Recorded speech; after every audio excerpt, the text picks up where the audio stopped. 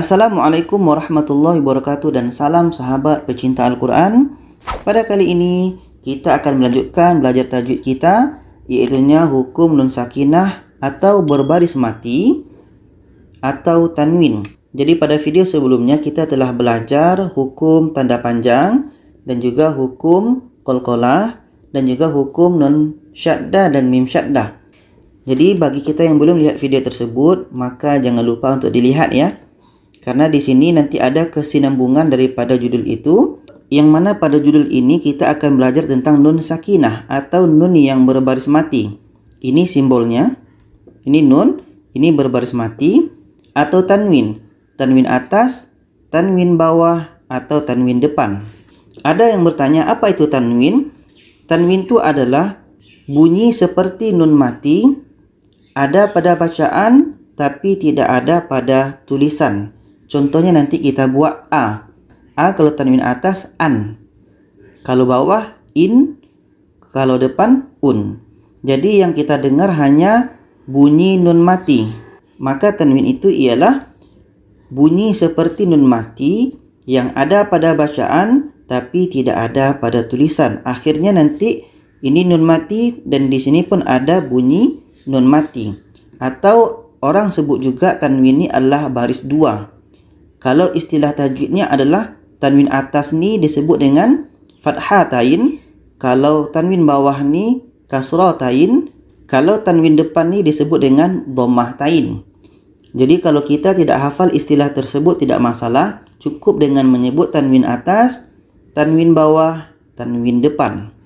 Kita teruskan. Sekarang kita masuk kepada pembagian hukum nun sakinah atau tanwin.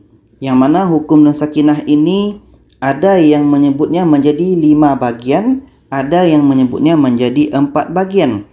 Jadi di sini kita hanya akan menyebutnya 4 bagian. Yang pertama izhar halqi, yang kedua nanti adalah idgham.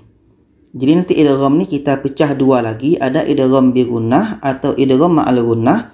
Yang kedua idgham bila gunnah atau idgham bi ghairil gunnah.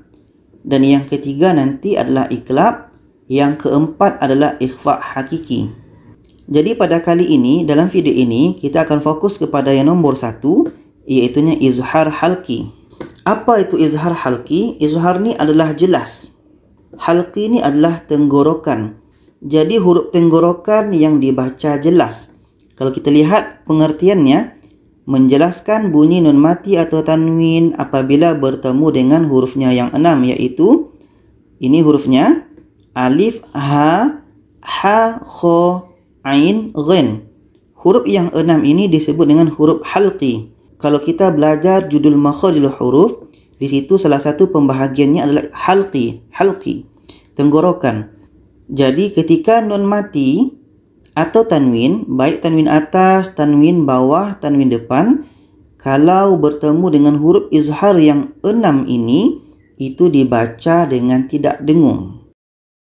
Ini mudah cara menghafalnya. Kita hafal seperti ini.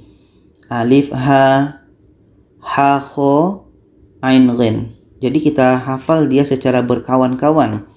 Alif, ha, kho, ain, ghin. Sekarang kita masuk kepada contohnya. Jadi di sini bagi kita yang ingin buka Al-Quran, boleh teruskan buka Al-Quran. Tapi kalau ingin lihat langsung di sini pun tidak masalah.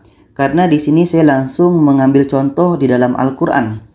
Jadi kita mulaikan contoh izhar halqi ini dengan huruf yang pertamanya, iaitunya huruf hamzah pada surah Al-Baqarah ayat 10 dan surah Al-Baqarah ayat 49. Kita lihat contohnya di dalam Al-Quran. Nah ini surah Al-Baqarah ayat 10. Di sini ada tanwin bertemu dengan hamzah. Ini adalah hukumnya izhar halqi. Jadi yang namanya bertemu itu adalah selepas tanwin itu, selepas nun mati, bukan sebelum. Dan tanwin ini bertemu dengan huruf yang ada barisnya, bukan huruf yang tidak ada baris. Jadi di sini izhar halqi dibaca jelas ya, jelas dan tidak dengung, jelas tanwinnya dan jelas hamzahnya. Kita contohkan, adzabun alim, adzabun alim, tanwin jelas, hamzah jelas. Adzabun alim, adzabun alim, tanwin jelas, hamzah jelas. Adzabun alim, adzabun alim, tanwin jelas, hamzah jelas. Adzabun alim, adzabun alim, tanwin jelas, hamzah jelas. Adzabun alim, adzabun alim, tanwin jelas, hamzah jelas. Adzabun alim, adzabun alim, tanwin jelas, hamzah jelas. walahum azabun alim. Walahum azabun alim. Bun a. Bun a. Tanwin jelas, hamzah pun jelas.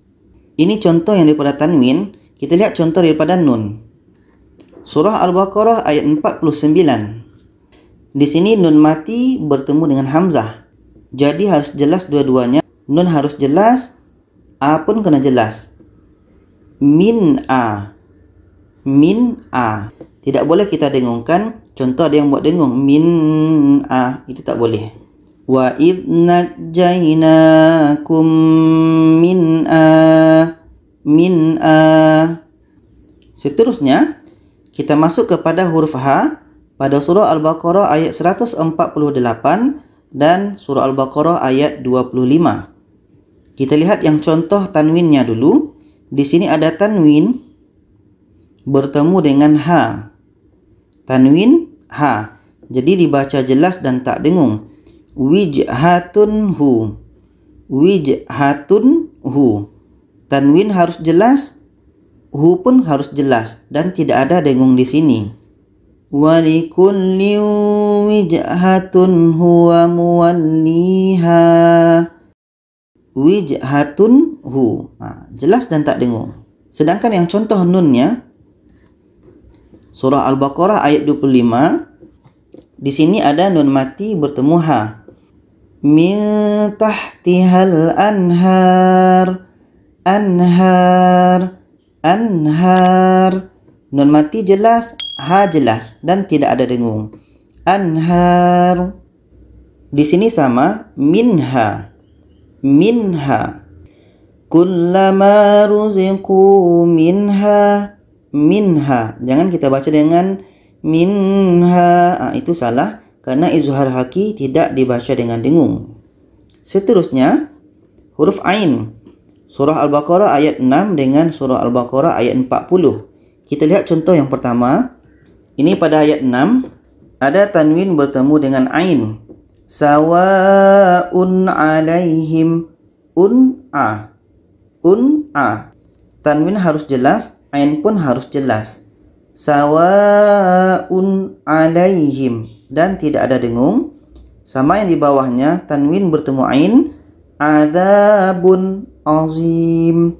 Azabun azim. Tak ada dengung. Seterusnya, yang contoh nun pula. Di sini nun mati bertemu ain. An'amta. An'amta. Nun mati ain. Nun jelas, ainnya pun harus jelas. Allati an'amtu alaikum. An'amtu. An'amtu. Harus jelas dua-duanya. Seterusnya, huruf ghain. Contohnya pada surah Al-Baqarah ayat 59 dan surah Al-Isra ayat 51. Kita lihat. Di sini yang contoh tanwinnya. Tanwin bertemu dengan ghain. Qawlan gha. Qawlan gha. Tanwin harus jelas, gha pun harus jelas dan tiada dengung. Fabaddala alladhina zalamu qawlan ghairal. Qawlan gha. Qawlan ghairal ladhi. Seterusnya contoh yang nun. Surah Al-Isra ayat 51. Di sini ada nun mati bertemu dengan ghain. Kita baca jelas dua-duanya. Fasayunridu. Sayunridu. Yunridu. Yunridu. Fasayunriduna ilaik. Nun harus jelas, ghain harus jelas. Kenapa harus jelas? Karena hukumnya adalah izhar halqi. Seterusnya huruf ha. Contohnya pada surah Al-Baqarah ayat 35 dan ayat 149. Ini surah Al-Baqarah ayat 35. Contoh daripada tanwin bertemu ha. Jadi seperti yang saya sebut tadi, hukum tanwin atau nun mati ini adalah bertemu dengan huruf yang berbaris.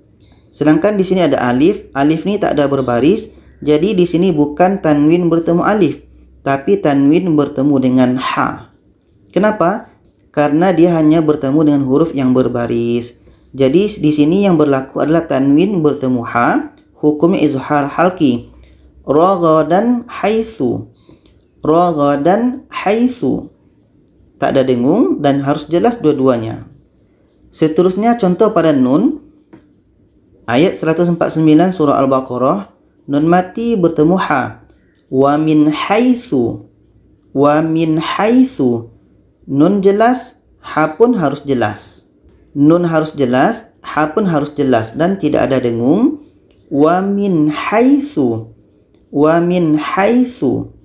Seterusnya contoh kha pada surah Al-Baqarah ayat 65 dan 74.